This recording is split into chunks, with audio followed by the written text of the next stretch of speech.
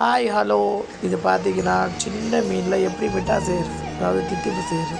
இது வந்து இஞ்சி பூண்டு பேஸ்ட்டு, இது வந்து மிளகாத்தூள், இது மஞ்சளாக இருக்கிறதுனால மஞ்சத்தூள்.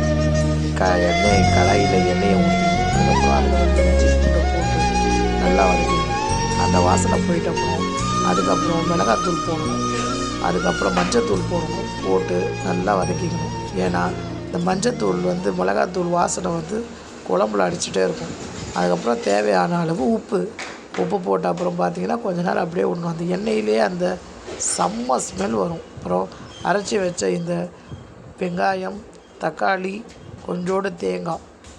தக்காளி நிறைய போடணும், வெங்காயம் கம்மியாக போடணும், தேங்காய் கொஞ்சமாக போட்டு அந்த மசாலாவில் போட்டு நல்லா வந்து அதை வதக்கிக்கணும். அதுக்கப்புறம் கொஞ்சம் தண்ணி விட்டு அது நல்லா கொதிச்சிட்ட அப்புறம் நம்மக்கிட்ட இருக்கிற மீனை போட்டு பார்த்திங்கன்னா மிட்டா ரெடி ஆயிடுச்சு. வாங்க சூடாக சாப்பாட்டில் போட்டு சாப்பிட்லாம்.